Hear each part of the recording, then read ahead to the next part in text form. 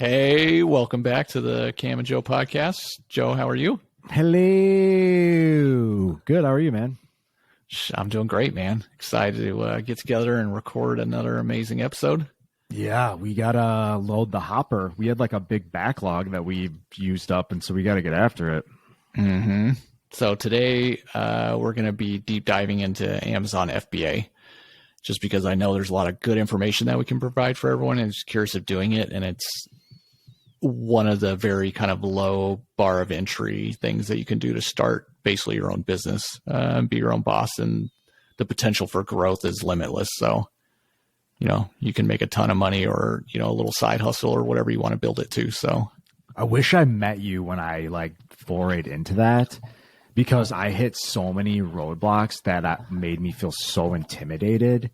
And then once I heard that you'd had such success with it, and I mean, obviously you had to push through that, fear, those speed bumps, but I'm excited about this topic because there's a lot of people. I mean, I don't know if people know this, but what is it, 80% of Amazon's products are actually small business owners, like people like you when you were running your full-time FBA business. Yeah, I forget the exact amount, but I think it's at least 2/3. That's the products that are sold on Amazon are from third party, whether that's, popular common brands just also selling their, like Nike, Reebok, things like that, reselling their products on there too. Or just mom and pops. Amazon only accounts for, a very small fraction of it. So, but before we dive into that, I did just want to say we appreciate everyone who listens and watches all of our episodes. If you want to support the channel, we'd greatly appreciate that. So if you could please just hit the like button, subscribe if you're not already, and leave us a comment. That would be awesome. Yeah, it's 60%. Nice. 30% of quarterly growth, but it was $29 billion, the value in USD sold by third-party sellers on Amazon in 2020. That's bananskis. And again, that's great for Amazon because it just helps grow, right? Amazon's grown so much over the years because of all those additional people bringing in products and things like that Amazon didn't have to spend time, money, or efforts to research or trial and error or any of that. And they just, even if all they did was just collect fees from every sale, they're making bank. So how did you land on this as your entrepreneurial endeavor with all the options out there? What was it about FBA that was attractive? Well, like we talked about in the other episode, we basically just were trying everything. So try different things and then selling on eBay initially with doing retail arbitrage, where you basically try to buy things at the store that are on sale and then resell them online for more. We were doing that, and we also sent some products into Amazon to have that done as well too. And then just selling things around the house, like old books and stuff like that we didn't need. And then it realized this does work, but it takes a while or whatever to do this. And then, we were we should do an actual product. So, we started researching that, watching free videos that we could, and then, signed up for a program through one guy. I forget his name. And it wasn't that much. It was $400 to do his program, which it wasn't very good. His was all pre-recorded videos, a series of them, 16 or something, that were very short, 10 minutes at most. That was basically just very surface level, not diving deep into anything, but hey, enough to kind of get you started on the right course. So then we started doing that for a while. And then as we started growing, we heard about another guy that basically was, I think, in Silicon Valley, real good job, working for Google or something like that as a programmer, and started Amazon on the side, and actually blew up so much he left his job. He was I was making crazy money in Silicon Valley, set. And he also set up a program, but at the time that he was doing it, I think it was $600. So, which is fairly inexpensive to get. What his was basically you got the whole course, which was 100 hours of things that were recorded, but they did also 2 lives a week, where if you were part of the program, you could be on there with him, and he would go through and break down things, and it was Q&A and all this stuff. So how many people would be on those?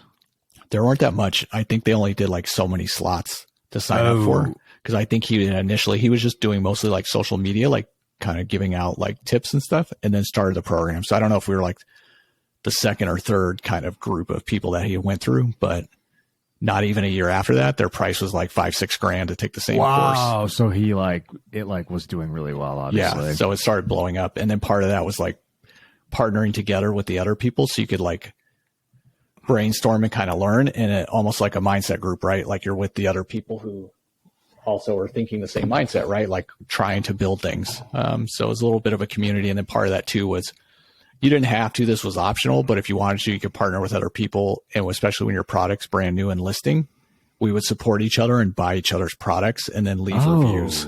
Leave nice reviews, dude. Yeah. That's cool. It's like that. What do they call that when, like a follow pool, but it's like, it's a group of people that like help each other. That's cool. Yeah. So, or follow train, I think they call it. And it wasn't crazy. What's the first, huh? I was just going to say, it's not crazy. Like if you just got like 5 of the people to do it and leave you like good reviews, it just kind of gets you off to the kind of a quick little start. So I just want to go through kind of breakdown from start to finish. Yeah. Kind of the process for people to get started. The first thing is going to be like research, right? And we talked a little bit about this in the previous episode, but you want to go, and there's some different tools you can download to kind of figure this stuff out. One of them is a Chrome extension. It's called Jungle Scout. That was the one we used. I can't remember how much that cost. It was like, I don't remember, maybe like $60 for the whole year or something like that. But like, if you want to get into this, you don't necessarily have to pay. There's probably free stuff you can find out, or you can just like searching Amazon, try to figure it out on your own. But these tools are real great because they basically use algorithms to search Amazon to like answer all these questions for you that you're going to be looking for, like finding niche products, or like it gives you pretty accurate estimations of how much that category. So let's say you're in like fitness category, how much that category is making. And if you go into a subcategory of that, of like, I don't know, yoga mats or something, it'll tell you how much in yoga mats are being sold on Amazon, like daily, weekly, monthly. You can even pull up, it'll tell you each individual listing, how much each one of those listings is selling. So you can really dive deep into not only like how much potential a category has and a subcategory, but also the competition in there. If it's like one person is dominating and everyone else is like very bottom level, there's a lot of potential for you to come in there easily, right? If it's very well saturated and there's like 10 players that are dominating, it's like equally split, that might be really hard to kind of crack that, right? Like, so you can, spending that money just saves you so much more time and effort. And once you learn how to kind of use the tools. I was just going to say that because I'm a big like, oh, let me try to find a free version or free way to do it. But like, you're going to give up. That's not true. Like, it's going to make it harder, which is going to make giving up more likely. Like, yes, the tool has to be good because they have to make it good enough for people to continuously spend money on it, which incentivizes them to make it good and improve it. So like, if you can spend $60 for a tool like that versus like, I don't even know how the fuck else you would do that. Maybe there is a free way, but I can't imagine it's as well organized or as easy. So definitely spend the money if it's like reasonable. It's just like a day trader or something, right? Like there's some free software out there, but if you're, serious about doing it, like spending the money for some of these programs that people have created, they just make it so much easier for you to be able to pick and choose, right? Sure. Yeah, good call. And the number one, do the research. Jungle Scout is, I'm taking notes here. The number one thing is picking a product, right?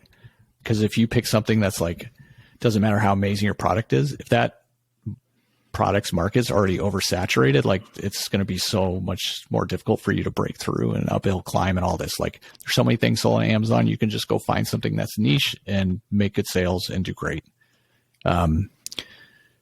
So you'll want to do that first. Once you find a product that you like, and I would say stay away from baby category, just because there's so many restrictions and like licensing and like FDA, like a certificate approval, all this crap they want you to have. It's crazy. It's just I wouldn't even go in there. And then you're competing against like all the like large companies who make baby products that already have teams of lawyers and do all that.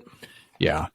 And same with clothing. Like I also wouldn't get in that because they're also very touchy about like chemicals in the fabrics and all this stuff. Anything that has like a high chance for Amazon to get sued for like somebody getting hurt. Or Anything like, that goes like in or on your body. yes. And I was going to say like, no, I would never products. do anything that's consumable. Yeah. Because I actually went like a little, I never like actually like sold anything on Amazon FBA. I got to like the logistics order stuff from a Alibaba seller portion. And then it was becoming like very overwhelming and expensive. But basically the guy told me this horror story, how like some guy like bought like $50,000 worth of these like supplements, but they weren't like cleared properly or something by the FDA. And they just fucking sat there. And the guy was like, cause you have to pay, a fee like for shelf space, and it was the guy literally had to just give it up. He's like, it's going to take too long, and I don't want to keep paying for these shelving fees, and he just had to like forfeit the $50,000. Yep. I was like, woof, not doing that.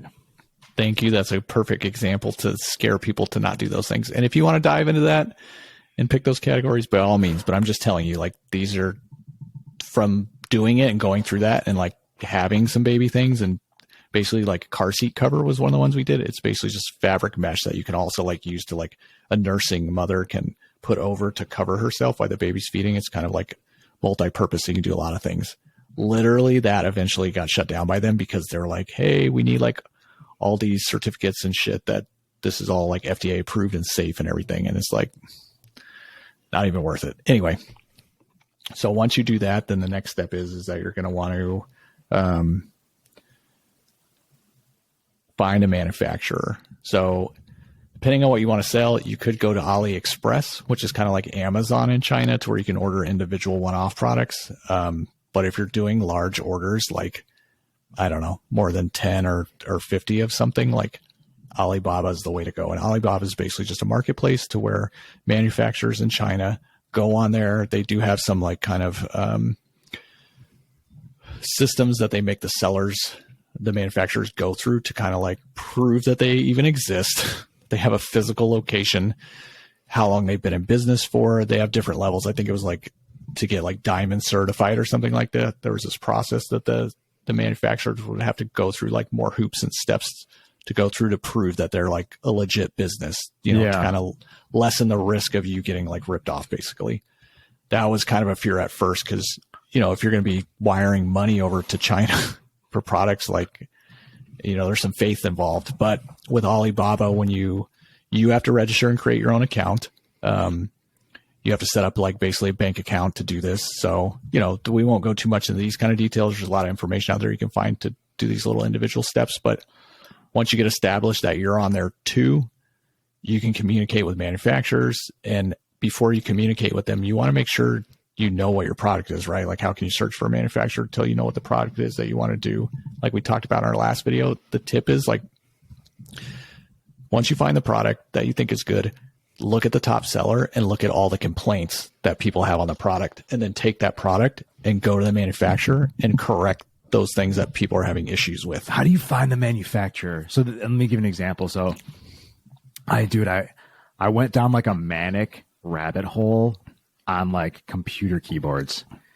It's so strange, but I have ordered 5 keyboards in the last 2 weeks, returned 3 of them. I've ordered 3 different wrist rests, returned 2 of them. And then like it's like a never ending fucking saga. So like, I was like, oh, I want to get a mechanical keyboard, but then I bought one and it was too big. And then I bought one and it was too small. And then I got one and it was like just the right size, but I didn't like the angle that like the keys were at. And then I found one I really liked, but it wasn't enough keys. Like I wanted a 65% keyboard. It was a 60% keyboard. So it didn't have arrow keys. Mm-hmm. Dude, it's been a fucking, and then I wound up buying like a scissor keyboard because then I was really self-conscious in meetings because you can hear the mechanical keyboards. And I was like, oh, well, anyway, so I go on Alibaba and I'm like, let me find this manufacturer. I couldn't like identify the supplier. So like, what's the secret there? So I was like, I'm going to go straight to the fucking source. So for us, we weren't trying to find the exact manufacturer that same person was using. Like for instance, doing the luggage tags, there's dozens and dozens of manufacturers that make that product. And most products you're going to look for, there's more than one manufacturer easily. So when you go through Alibaba and you look, they'll have sample photos of the work. They'll describe in detail, like what their process is. If they do have like certifications that are good in America, like FDA and that sort of thing, and like EPA, all that stuff will be posted on there. That's slick because then you can just use their shit. Like you don't have to go do all that stuff. Yeah. And that stuff is supposed to be legit and like checked by Alibaba. So we basically would like find a manufacturer who's making basically the same product, right? And then we would message a couple of them. It's just like if you got, bids on, say you want to have like, I don't know, your sink fixed or something like that. And you maybe have 2 or 3 plumbers come to give you a bid on what it would cost or whatever, right? So that's what we do. We type up what we're looking for with the exact things like, hey, we're looking at having this tag made. These are the improvements we would like to make. Like, can you use, like people would say like, oh, the steel loop would snap off, like not the steel part, but like the connector, because it was like basically like a little plug-in connector. And we say, hey, can you do a braided steel like screw basically on the loop, almost like a carabiner, so it won't come off. And then, hey, can you make the plastic a little thicker, right? Because they'll talk about the millimeter thickness that they can make it and that sort of thing. So we took the complaints that people had, told the manufacturer. We would talk with them through email, or sometimes they would have you like download WhatsApp, right? And you can like communicate with them that way in real time. But because, it's usually like nighttime when it's daytime with us and things like that, it takes a week or so, right, to kind of communicate back and forth. And then depending on how well they can communicate with you, like their English writing proficiency, it sometimes takes some back and forth to make sure you're clear on exactly what you want. You did all of this via texting, no talking or like Zoom meeting or anything? No, it's strictly all by email and texting. Wow. Okay.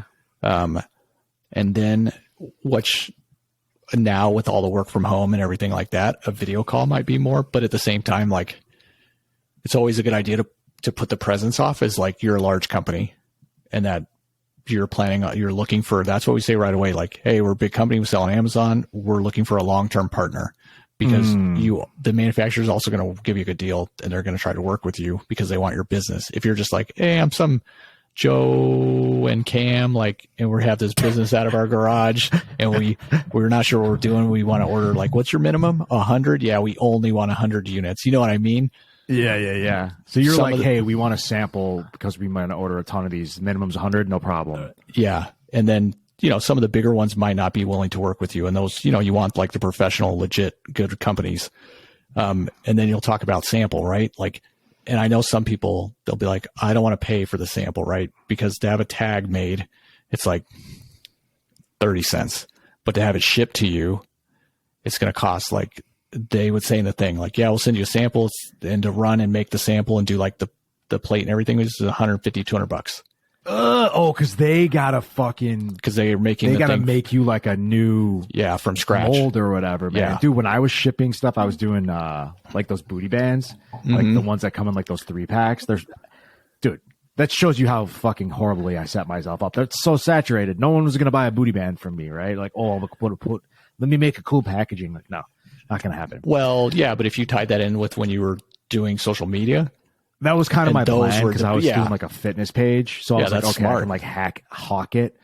But I ordered like probably like 3 to 5 sets of samples. We did blood flow restriction bands and then like the 3-packs of the like different weight classes. Mm-hmm. Each one was close to $50 with shipping. Like the product was like $9 and then there was like $35 in shipping. And exactly. It takes forever because they send it air freight from China or on a ship. Yeah. Well, when we did ours, we would do like, I mean, what you ordering is a lot larger size. So it's a bigger package to have that many different ones sent. But normally at that price, they were like, oh, we're going to like 2-day, like DHL express this to you. So it would get there quick when it's ready. And the communication would be at each stage like, hey, we'll send you photos. This is what we made. Does it look good? Oh, then you say yes or no? Yes.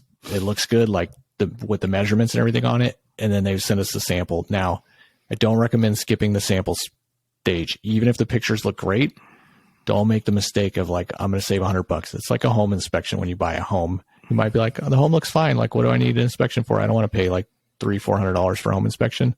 I'm telling you, there were some times that we spent that money and the product came to us and it was garbage or not what we wanted, and we had to get it redone in a new sample. And they're probably hoping that you wouldn't ask for the sample, honestly. Yeah. And we would just not work with that manufacturer and pick the other one, or they're good, but like our communication maybe wasn't as clear as it needed to be. And as we did more products and moved along, we learned to get better at that process. Oh, yes.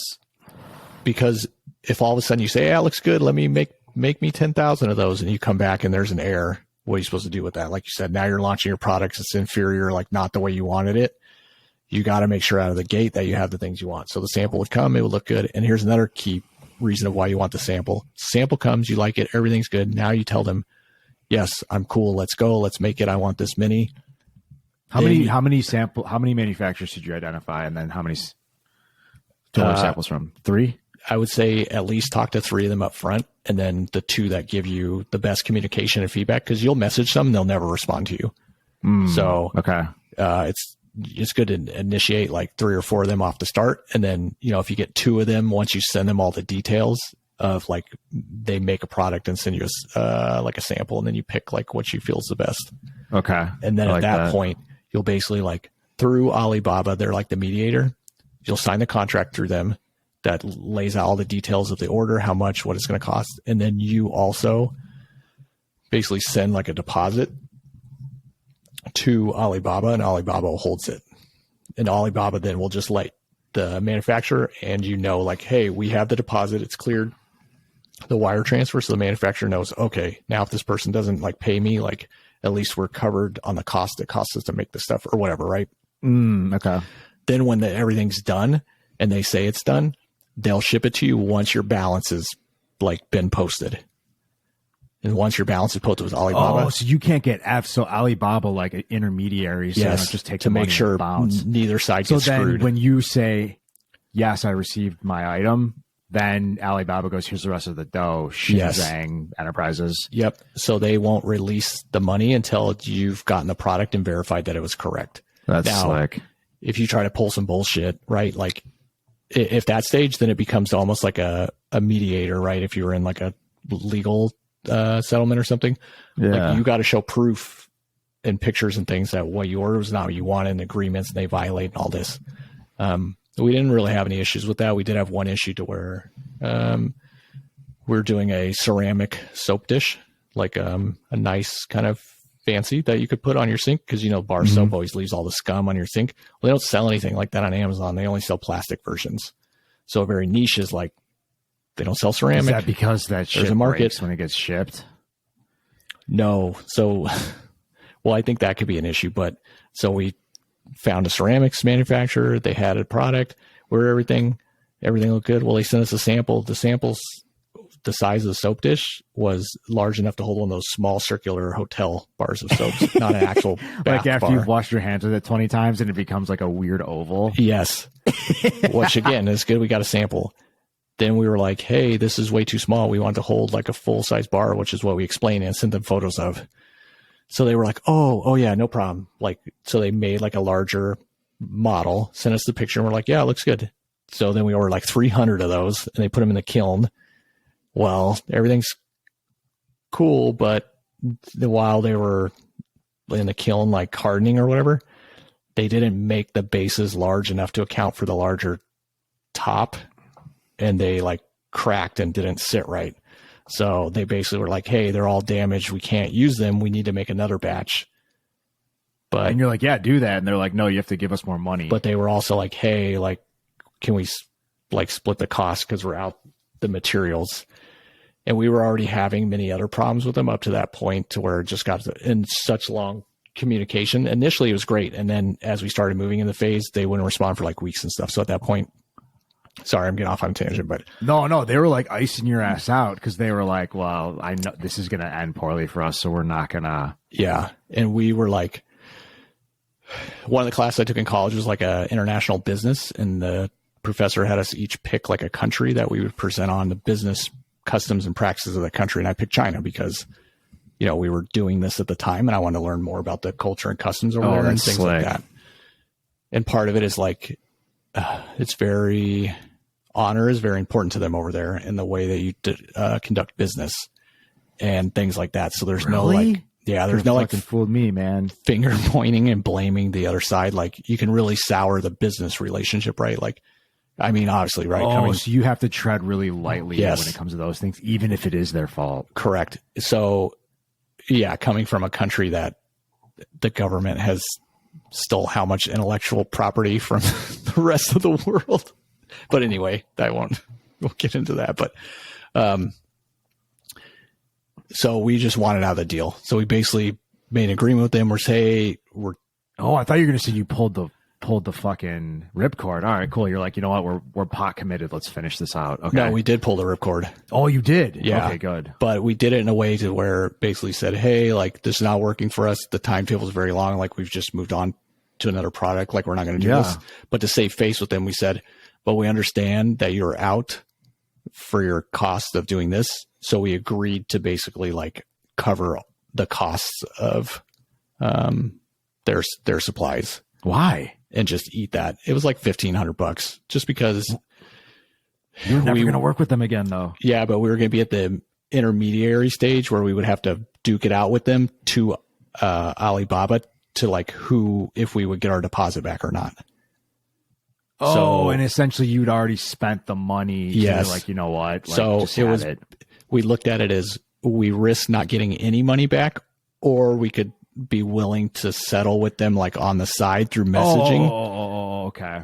Yeah. Yes. No, that's smart. Cause okay. So we agreed. There was money that you could have lost it all, or you could have had like half of it. Okay. Yeah. No, that so makes we just sense. decided like, all right, we'll agree to basically like give you $1,500 if you tell them that like the contract's over, like we both just agreed to part ways. Plus that also helped both sides save face.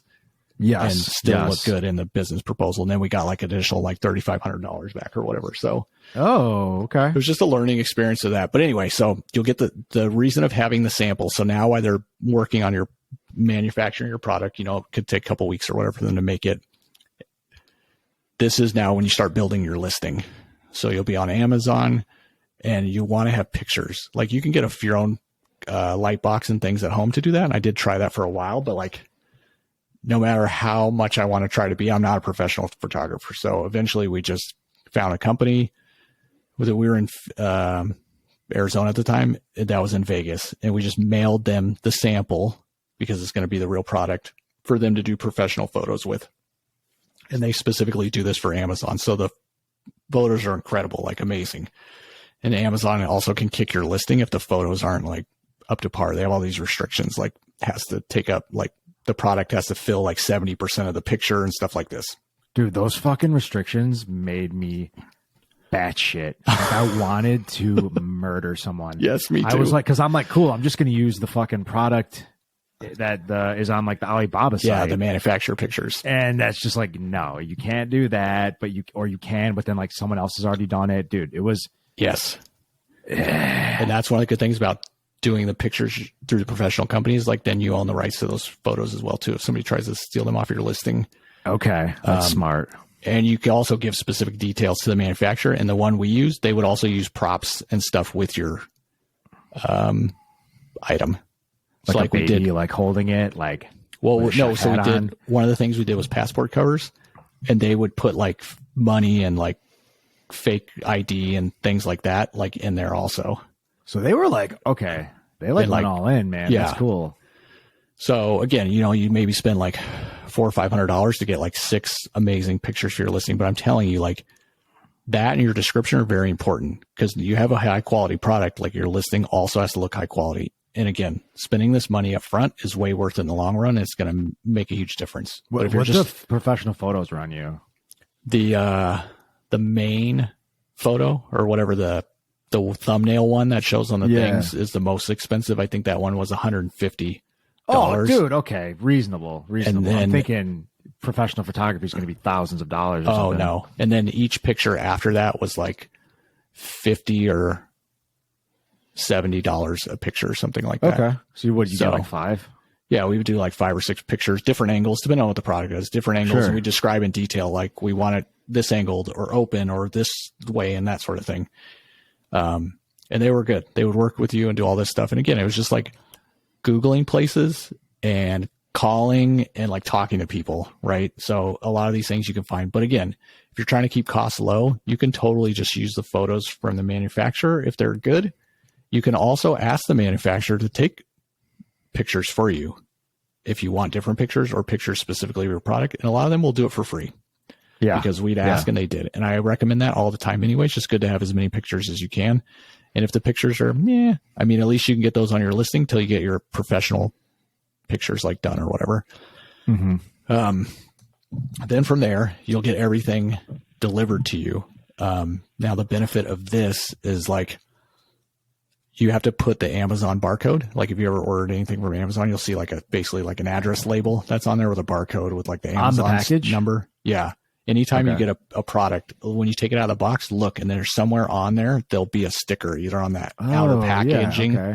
Yeah, it's a barcode. And that's basically how Amazon, when you send them into the warehouse, they scan those as they like are putting them away in the storage. And then when your product gets ordered, then the robots or the people like run to like that shelf to grab your product. They grab and they scan the barcode. So that's how they track like when purchases and like all the updates happen to people. So you have to put those stickers on there. There are companies that will do this for you for a fee. You can send your product to them. Amazon will also do it for you for a fee. I think it's 50 cents per label. That's crazy. Which doesn't seem like a lot, but if you're selling a product that's $10, you got to remember by the time you factor in the cost of your product, the cost to ship it from China to America, and then the fees Amazon charges you, and also includes a shipping fee that Amazon charges you, and then you add 50 cents on that, you really might be cutting into your like profit margin like a lot. Adds up, yep. Especially if you're selling to your what was an item that was, a few bucks each. Yeah. And I don't recommend, you can do this if you want. You can not choose fulfilled by Amazon, which they call FBA. You can do fulfilled by seller, which means every time you get orders, you are responsible, then package it up, put it in the box, print out the address label, take it to FedEx or UPS and ship it. I don't recommend that. One, it's very time consuming. Two, Amazon, because they ship so much in bulk and the federal government subsidizes the shipping costs for them, you cannot get cheaper shipping than they can get. So the fees they charge you to ship your stuff for you is less than what you would be able to ship it for. And dude, like I've never, ever not clicked the Prime button. Correct. Most people will not choose. It's not Prime. Yeah, choose. Why would you do that? I'm going to pay for shipping. I pay for Prime. Yeah, you're basically limiting yourself right off the bat. So do FBA. So let's say the products come to your house, right? So the luggage tags would come, and they would be, depending on how large we had 4, 6, and 8 packs. It was basically 1,000 tags would come in a box. So if they were 4 packs, there would be 250 of them in one box. And we would get like 10 to 20 of those boxes at a time, right? Like it's time consuming for me to open it, go through, like stick each one with the label. And I was also we had business cards made from like Vistaprint, like super cheap, to where I would shove inside that basically was like, hey, thanks for purchasing our product, like our store name, like, if you're happy, like, please leave a review. Don't forget to leave us a review. Yeah. That's so smart, dude. Because you'd be surprised. Like most people only leave reviews when they're upset. So by putting that in there, it actually increases like, the percentage of people that leave reviews. It's worth paying. Unless I'm really, really, really, really happy with the product, I don't even think to leave a review. Like I literally am sitting in front of 3 new things that I ordered and I left a review on one of them. And honestly, probably happens 1 in 10. Oh, I leave a review for every eBay product I order. I do that. I do for one. eBay. Yeah, I always do for eBay because because they also like send you like a reminder. Mm-hmm. Amazon should really be better at doing that for the sellers. Like I rarely am. Every once in a while I'll get one and I'll go on and I'll just hit like stars, but like Amazon, like, don't forget to rate your seller. Yeah, Amazon doesn't care. A pro tip: don't get caught shoving something in there that redirects someone to your own personal website to buy more of your product. Because if Amazon catches that, they do that. I've seen so many, especially when you buy supplements. Yes, they're like, hey, you want a free bottle? Come to our website. They'll close your listing because they don't want you redirecting traffic from Amazon. Because then they can't make money off you, but people want to do Correct. it because Now, they don't have to pay all the extra fees and shit. if the way your product is or bundled, it's hidden and they can't see it without opening the package, you're good. Just don't have it visible to where, you know, the workers can see. Because there's like a narc. Yeah, if they report you or Package whatever. narc. So the good thing about when it comes to you is, one, it's cost effective, like saving money to just like do it yourself. And that was our plan initially. And then when we grew, like we were planning on like hiring some people to do it. But you also get to quality control check each of your products, because you got to remember, like, who hasn't been at their job and you're doing something over and over all day, and every now and then you'll be like, oh, I made a mistake. Right. So if we had a 4-pack where it come with 4 tags and 4 like steel loops in the bag, sometimes there was 5 tags and 4 loops in there because, you know, hey, you're on assembly line, you're tired all day, you're just stuffing basically envelopes, like hundreds of them an hour. All day long. Yeah. And I'm sure making minimum wage and also give 0 fucks, right? So like they're probably all not going to be perfect. Or Dude, sometimes by the way, when I used to work for like my mom, like in summers when I was a kid, just like stuffing envelopes and shit.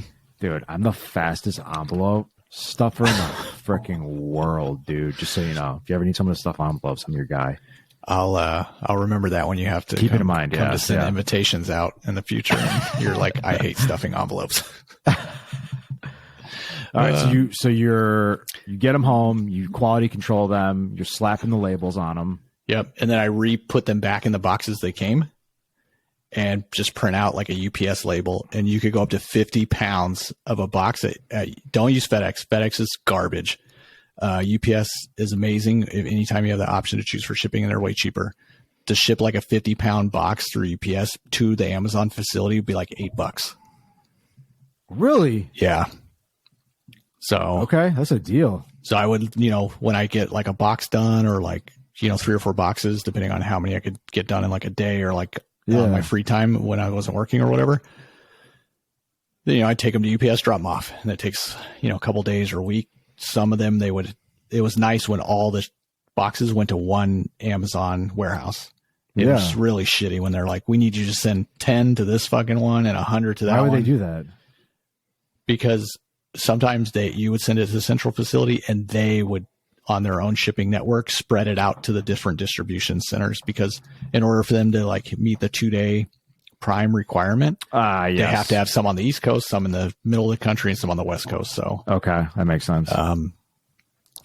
So once you do that and give it to UPS, your listing's built. Oh, that's the best part. You just kick back, put your feet up. You've done everything. You did all the groundwork. And that shit sells, man. The listing's built. Yes. And now you're just basically like, if you did everything correct up front and you picked a good product, you're on autopilot to where all you have to do is just reorder when you're like, when your inventory starts getting low. Whatever you do, don't let your inventory run out, because Amazon also, like, the way the algorithms work to like ranking you up higher on the search engine when people search, the key thing is make it the front page. It's something like only 10% of people even search past the first page when they're looking at products. Whoa. So getting to the first page is huge. And then if you can get up in the top. Oh, that's true. Cause they're going to just find one that they like. Oh, Amazon's choice. Okay. Boom. Yes. And then your reviews, you have to be like over, I forget the exact percent, but if you can stay over 4.5 stars and like, not have, they also track you on how many like complaints you get or returns from customers. So if you can keep all your stuff good, you can quickly climb the page fast. And we had some people buy an item that has no like ratings yet. I do sometimes. I would never buy an item that has low ratings or not low ratings. Like I'm like, all right, it needs to have at least 1,000 ratings on it, or I don't know if the sample size is big enough. There are some people who do that, but there are some people that price is the number one thing that's important to them. So when we first listed, because they know they can return it, we would price ours like 50 cents or $1 cheaper than the competition. So that's when you're first starting to start. And then you're like a drug dealer, right? The first samples are free, basically. So you're still making profit, but it's just smaller until you start getting reviews. Because guess what's going to happen on those reviews? People start saying like, oh, you know, on my last trip, I had this other company and it tore, and like my thing got all wet and it like wrecked my trip. I got these ones. These ones are badass. Or this somebody's like, I've been on like 30 cruises, man. These are the best luggage tags I've ever had in my life. You start getting reviews like that. And then all of a sudden people start, oh, this is like a new listing, but this is, and no one's complaining about the other things the other listings were complaining about. And in your description, when you're talking about the product, you specifically point out the fucked up shit of the other listings that you fixed, show like you fixed on your product. New and improved. You're like showing it. I've seen that on listings where it's like old product, new product, and it says like reinforced steel handle or whatever. Yeah, we would just put like stuff like, oh, competitors have this problem. We don't have that. Like you can see here, we reinforced that or did whatever, right? So people who are like diving deep into researching and stuff like that, even though you don't have a lot of reviews, they'll see that and be like, yeah, I'm going to try this. Plus the product is in such a cheap range. You know, if you're under $20, again, that's the spot. They're like what real harm is there? Most people will just buy. They won't really, because like you said, they can return it. If it's, you know, an item that's several $100s, something like that expensive, yeah, people will spend more time and think about it. But so once you get to that point, you're good. And you just have to remember like, okay, how long did it take once I had the manufacturer start making it to make it and then ship it to me? And you keep that in your mind. If that was a 3-week process, then you got to look at, okay, this is how many I'm selling a day. And Amazon has all these built-in reports through the, when you're a seller through their website that will tell you how much you're selling a day and things like that. And they'll give you estimates of how much like inventory they think you have left. But I would just go by like how many we're selling a day and then, you know, divide that up from how many inventory we have left and then be like, all right, we're like 5 weeks away from running out, like time to reorder or whatever, right? You want to make sure that you never run out because you're going to miss sales, right? If you start building up your ranking and you're moving up there and then all of a sudden you're low on inventory, like that starts hurting your algorithms and you can start dropping down. Damn. So it's, that's so smart because I have noticed. So the mechanical keyboard that I kept when I bought it, it had like, and because I like went through so many iterations, I finally was like, okay, well, I have to buy ones that have less reviews because I was so specifically looking for a certain type. And it had like 219 reviews, and I was like, ugh. I was like, they're good. It's like 3% bad. I was like, okay, I can deal. I went on and I was looking at it. It's $40 now. I paid like $25 for it. But now it has a shitload more reviews because they were like basically maybe breaking even or making a little bit of money so they could juice their stars. Oh, okay. That makes sense. Yeah.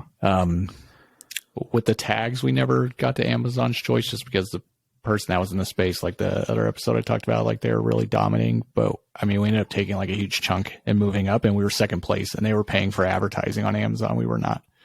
That's awesome. But we had other products where we got Amazon's choice, and no way, and, for real, and bestseller were listed on our things. Yeah. How do you get that? It's just like they'll just award it. Is that based on like volume per something? They'll award it to you if your like KPIs are basically really good, like over 4.5 stars, and you know you're not getting returns like people complaining and like leaving you bad reviews. If you get bad reviews on Amazon too, you can't rebuke them. Like some people would be like, my thing didn't come in 2 days, and leave you a 1-star review. That's Amazon's fault. That ain't my fault. And you just, when people leave reviews, just tag it, like, and Amazon the package was damaged. I'm like, why the fuck are you leaving that review about this product, you dummy? Some people do that. Nothing to do with the product. The mailman did that, not me. Like, yeah, people are fucking dicks. Yeah. And honestly, dude, like the fact that you can return something, I like. If I get my money back, I'm not leaving a bad review. Like our business is concluded, unless it was like when they sent you that baby soap dish. Like I would be like, fuck this, I'm leaving a bad review and I'd return it. But like if it's something like the keyboard that I bought, it had like, it was like permanently, I like a flat plane keyboard. Like this, like angled motion is actually not good for your wrists ergonomically. And I don't know who's tricked the world into thinking that it is. And they like put the things up and then you're like typing like this, like and your wrists are like, that's terrible. And it was like permanently affixed that way. And I was like, it's so uncomfortable. But other people seem to like it. And I didn't get like bamboozled. I just couldn't really tell. So I was like, you know, let me just return it. I put a note. I know they'll see the note, but I'm not going to like fuck them over because it's my personal preference. Well, you're a very nice person because a lot of people will do that. And that's a great point you just brought up is look at the description as the opportunity for you to like prevent any misunderstanding of someone ordering your product. Because like you just said, if somebody orders it and then they leave you a bad review being like, I didn't know what the size of this was. Like dimensions of things are very important, all that kind of stuff. You want to list as much detail as possible. So you'll limit the number of people who mistakenly order something that's not going to work for them. That's smart. And if someone still does and leaves you a shitty review, a smart person is going to look at that and say, oh, that person complained about the size. It literally clearly listed. There's a photo with dimensions listed, and in the description it says the size, and they don't. But I think what you're really getting at is you want to take painstaking effort to avoid any bad reviews, correct, regardless of their illegitimacy, because if you can't get rid of them and you have enough dummies doing that, like I don't even look at any product that has 5 or more 1 stars. So like I don't think there are enough bogus reviews to fill up anything with up to 5% bad. But even then it's like it damages your ability to sell. Exactly. Even the ones that are like dumb status. And then another option you can have too, I think if people return your product, you can like select the option for Amazon to them don't put it back in your inventory and don't relist it. Because what'll happen, even if that person didn't damage or anything, if they've opened it, Amazon, when they get it back, they don't like inspect it to make sure there's no damage or pieces missing. They just put it back on the shelf. So when the next person orders, that goes to them, and then someone gets a product and they'll be like, this looks like this was used or opened already. That's what happens in those cases. Is someone I've seen those where yes, it's like, oh, product was not new. Yes, instantly like, you'll get a bad happen? review, and that's not your fault. That's the way the FBA fulfillment by Amazon works. Why the fuck do they do that? I don't know, man. So just pick that option. Unless you're selling something very expensive, you can also have the option to Amazon will send that product directly back to you, and they won't relist it. So if it's an expensive product, you could do that. Have it come back to you. You can put it, make sure it's good. Well, and put it back in clean, like packaging and things like that. If it wasn't ever used or opened properly or whatever. And a lot of times Amazon will also keep your listings, keep you the returns, because they'll fully credit you back. They just credit you back the fees they charged you. They don't credit you back the cost of your item. But then they'll go sell it in like Amazon warehouse deals or whatever, like open night products. Oh, or they have like the Amazon Renewed store now. And then sometimes customers would like message us directly, like send us a message through Amazon with like an issue, or they'll say, hey, my thing, I ordered an 8-pack. It only had 7 of the steel loops in it. And every time for me to do customer service, I would just say like, our apologies. Like we really try to quality control, check every item, but sometimes the bag's tearing, things fall out or whatever as they're at the warehouses. Please provide your mailing address to me, because you don't get that when FBA takes care of everything. You don't know what those addresses are, and I will send you a new one. And that's what I would tell them. And all the time, like people would be so happy. You got to make sure you respond quickly, right? Because Amazon tracks that you have 24 hours to respond if a buyer messages you, and they track that too, and you'll get dinged. So I would just immediately message them that. And like 9 times out of 10, the people would be like, oh yeah, sure. Like, here's my address. And I wouldn't just send them one steel loop. I'd send them an entire brand new 8-pack, and I would double check to make sure that it was 8 of the sleeves and 8 of the things, because that's such like under promise, over deliver. 9 times out of 10, that person not only not going to leave you a bad review, they're going to leave you a great review because you went above and beyond. Tell the people that this is the product, or buy it again if they need it again. And we would get some reviews that they're like, the customer service here is hands down. Like, I had an issue that it came like missing a piece, and they took care of me quickly and like amazing. Like, I would buy from them again and again. And those type of reviews are really good. And again, it's worth that. Like, the product's very inexpensive to begin with. It was like a couple dollars out of pocket, and then mailing it to them was like $6. So for $10, you basically like turn someone into like maybe never going to buy from you again to now a champion that out there's like telling everyone. And you prevent a bad review and get a good review. Yeah. Honestly, that's worth $10. Dude, I wanted to, let me ask you this. It's a side question related though. So I'm building some new golf clubs. I'm having them built, but they're like, don't exist. I have to like buy the components separately and then have them put together. But this motherfucker, I bought these grips, and I'm like, bought them the 24 hours go by, guys, and ship them yet. No communication. I'm like, hey, man, let me know when you ship them. Thanks so much. Like being friendly. Yeah, I'm going to send them tomorrow. Like pretty like brief response. I'm Very like, unprofessional. Yeah. He's 100% like over 200 sales. So he's not like a pro, but he like, so I don't want to ding the guy's reputation. Next day goes by, message him again. Hey buddy, just checking in. No reply. 3 days later, he's like later today. I ordered them 3 or 4 on the 23rd now. Okay. Just get shipped.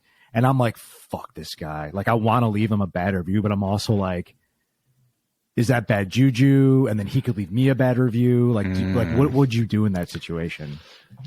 I don't know.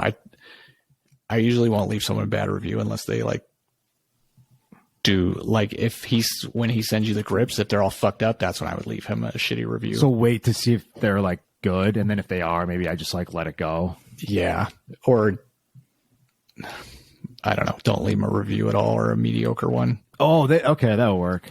Like, I'm fine if somebody leaves a 3 or 4 star. Like a 3 is considered like doesn't count against satisfactory. You. Yeah, a 2 or a 1 counts against you. People who will have like something very small to complain about, like, and leave you a 1, I'm just like, the fuck? I don't know. Anyway,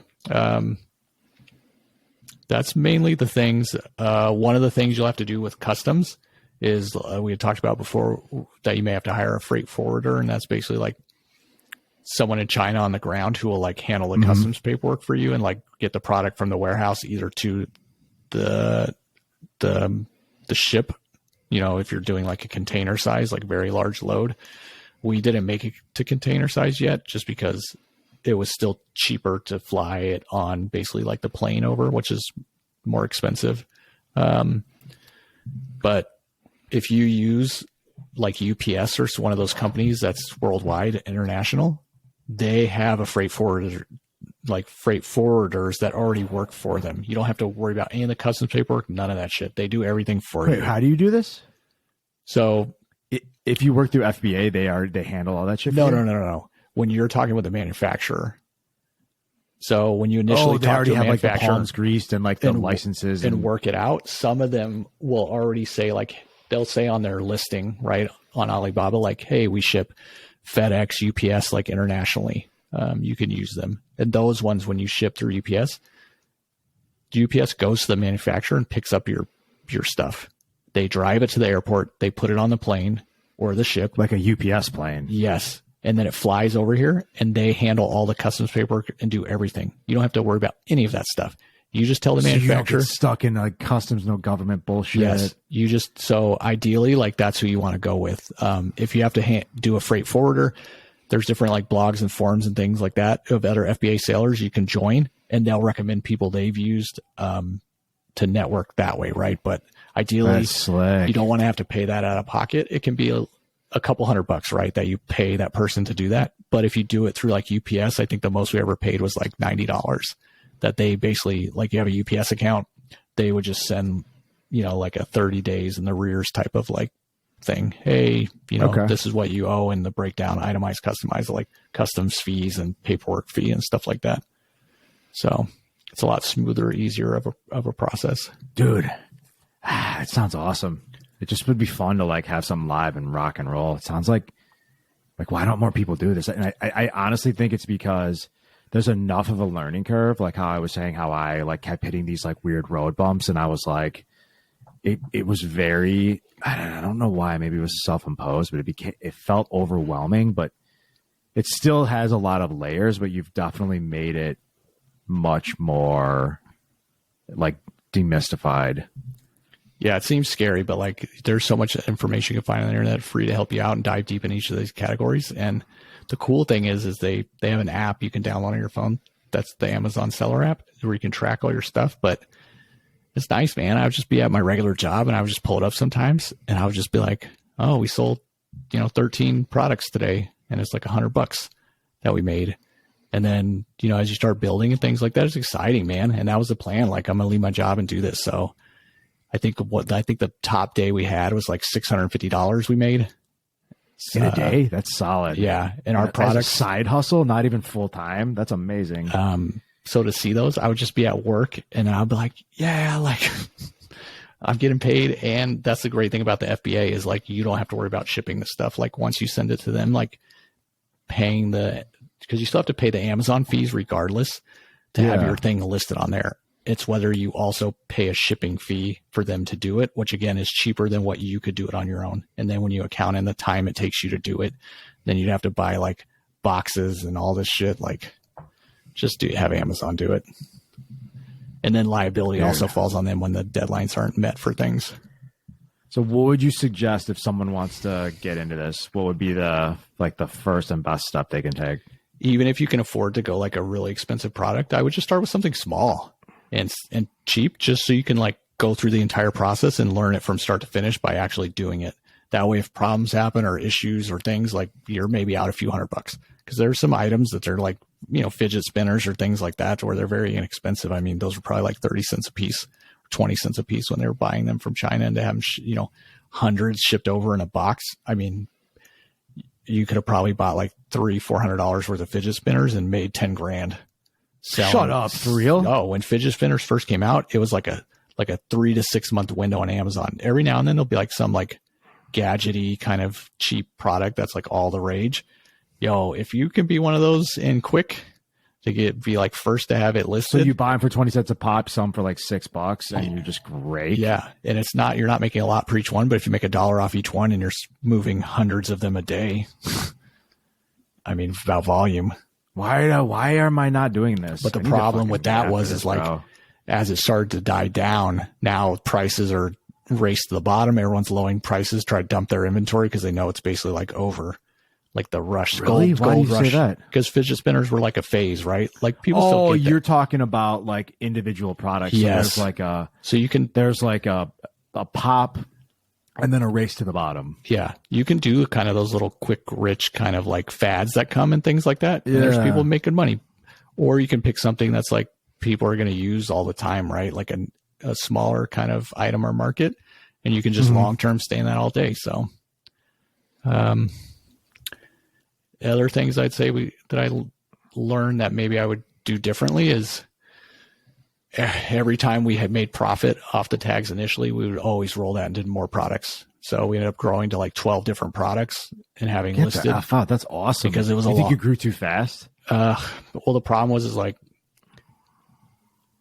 no, it wasn't that. I mean, we're both still working full time. So did you put the same amount of research and effort into every product as you did on the first product, or maybe like, okay. And it got easier as we went because you go through the process. So you start getting better. So you understand like what to look for. You get that like blank where you just look and go, this is good. Yeah. And then that's what I've spent time too, right? So you start marking things. Then on the Jungle Scout app, you can do this, start tagging things and tracking them, kind of watching them over a couple of weeks or a month to see how the stuff's going in the data. Not that was a bad thing, but because our plan was long-term, right? Like this is going to replace my job and this is going to be like get us out of the 9 to 5 kind of rat race. Sure. I don't know. After like the almost 4 years of doing it, since we never really took profits because all the profits kept going to grow and grow and grow. And then COVID coming and wrecking out the entire travel industry. But you were growing like a fucking mania business. Yeah. Did it get wiped out entirely? We did all that work and all that effort for those years, but never took profits from it. I think was kind of, I don't know, discouraging because we were aggressive. We're going to grow this so we can leave our jobs. A percentage of the profit if you could do it over again? Maybe just grow slower, I think would be the tip. I mean, no one knows like something like that was going to happen. And we did start spreading out into other markets, and not every product's going to be a winner. So, but I mean, like I'm a big Shark Tank fan. The companies that do the best are the ones that are like, we reinvest everything back into the company. But it's like, you can't plan for COVID. So you were definitely planning for like exponential growth. And before you're quote unquote, you started exiting or like taking out money from the business.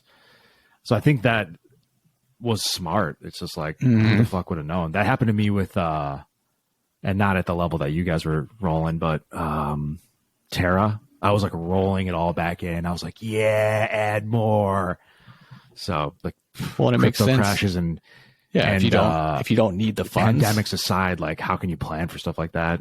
if you keep, I mean, that's how you're, like you said, the exponential growth.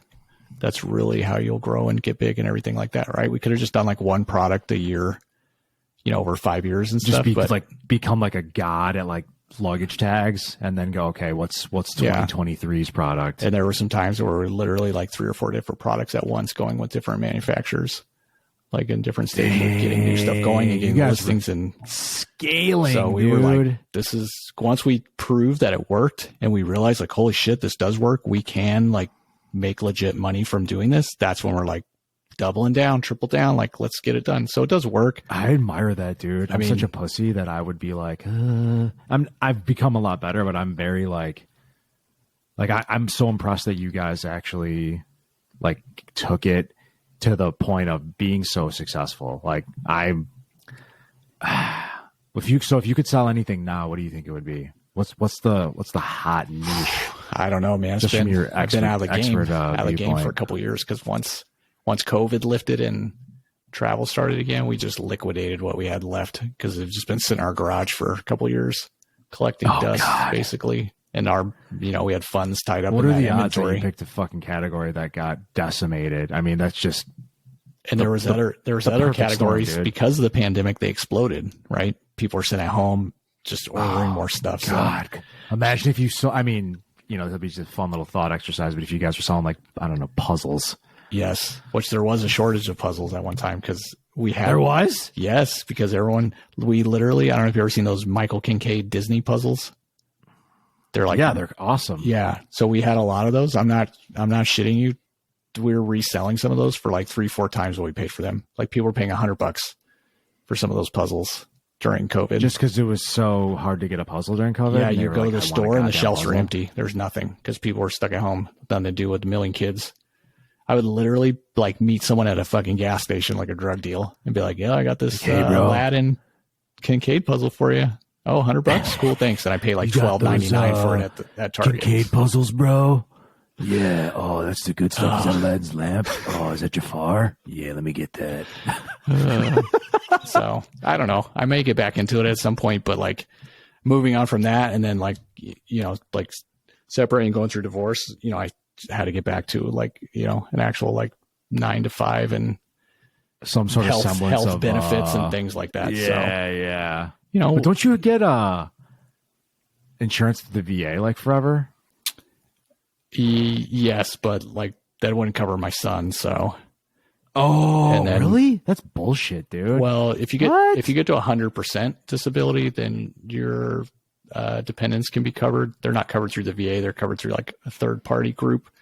Okay. You do have to pay, but it's because that's essentially like I can't work and I couldn't get insurance for my kid. Very minimal. Yeah. Okay. Okay. So. Well, that's good of you, man. Freaking super dead over here. But I mean, it's also good for me, like stability and things like that. So after getting whacked down a couple times with the Amazon stuff and how quickly they can cancel your listing and stuff like that, it was just, I don't know. It's nice having irritated. dough coming in, right? Yeah. Yeah. Like it's nice knowing that like all of your money is not hinging on some shit like that, because like I was just in between jobs. Like I got a new position and there's like time in between, and like just doing like the drawdown or like having money coming in that was like kind of unreliable is like not a good fucking feeling, dude. Like by no means do I love working a 9 to 5. And if I could, when I'm an entrepreneur and all that stuff, I'll much prefer it like full time. But it is nice knowing that on Friday I'm going to get XY amount like consistently. Well, and then now still there's a lot of manufacturers in China that you'll see like, oh, the city was like on lockdown for a month because COVID's like flaring back up here or whatever. So it's like they're just still not working. And then also like there's a lot of backlog for shipping. I mean, you can see when you go to the stores, like some of the products or areas will be like, not very full. So, dude, and yeah, we could go down a rabbit hole about that, but we're over the hour. But like, I still think, I mean, dude, I spent on fucking keyboards in the last 2 weeks, $200. I mean, I returned, about 75% of it, but like Amazon shit's alive and well, stuff's moving quickly. I think what you kind of mentioned, some of these strategies, and I don't know, I feel like you demystified it. Like, that sounds totally doable. Like, what do you think? Okay, I'm going to use a low cost product. What do I need to invest?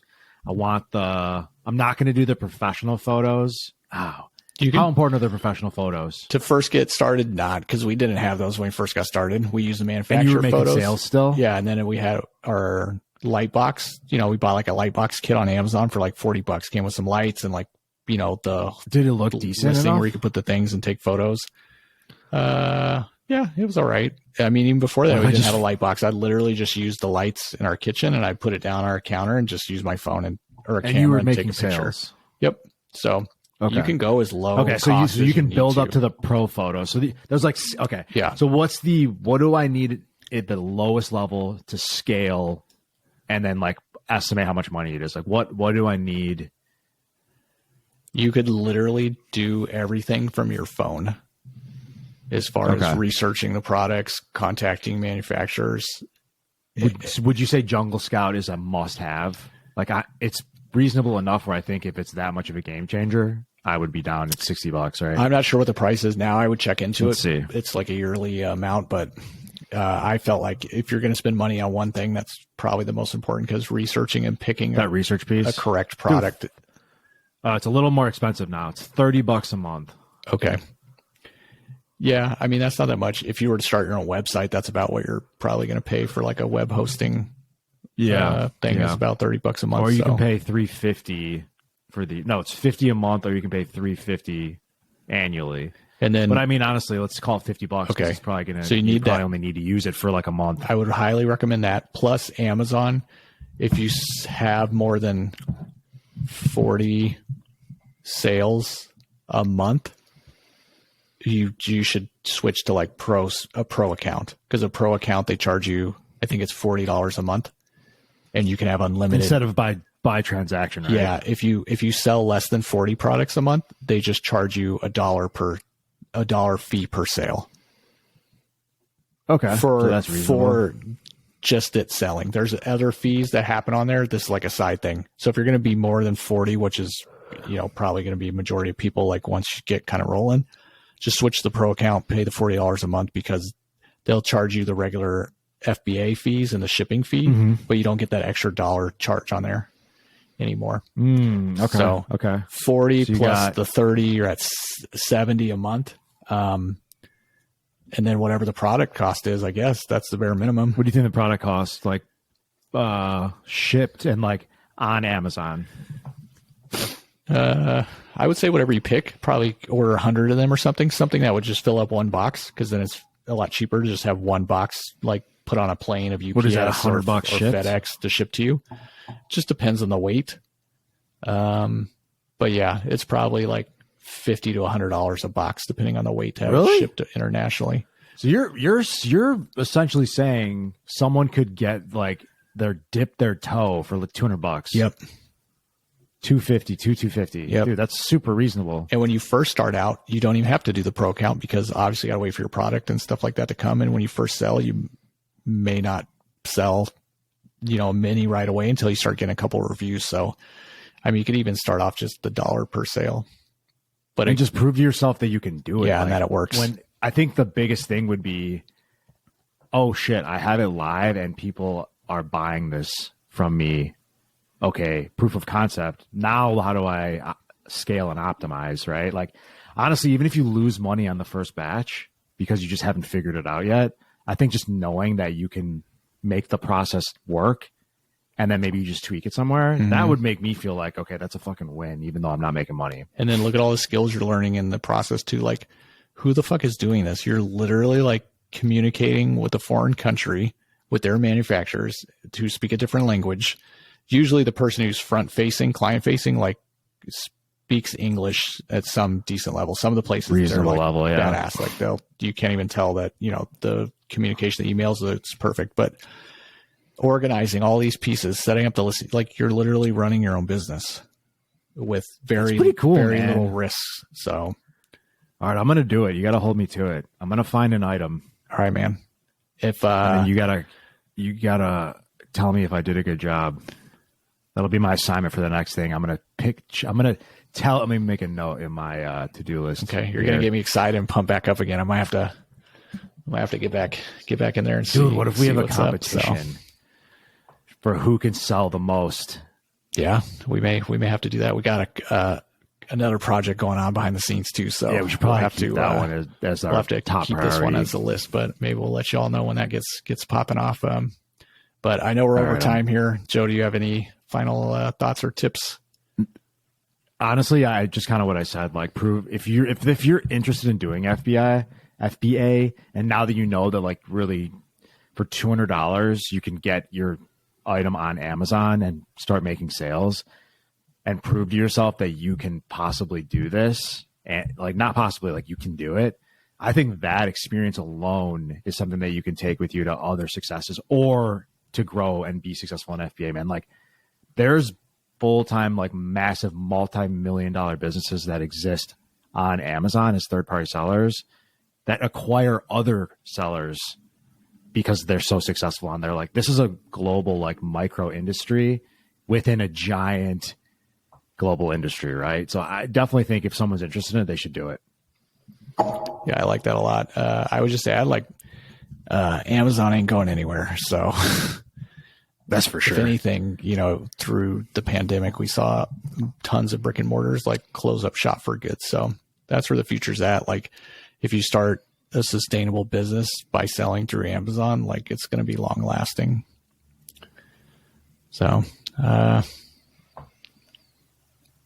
oh man, there was something else I was going to say, but I don't remember. Anyway, if you have more questions, that's what I was going to say. If you have any questions about anything we talked about, just leave a comment down below. Like, we're more than happy to, like, dive in deep and answer that for you. Or if it's something that's like really detailed, I mean, we could talk about it in the next episode as well too. So anyway, we appreciate it as always, and we'll see you next time. Have a good one. Later.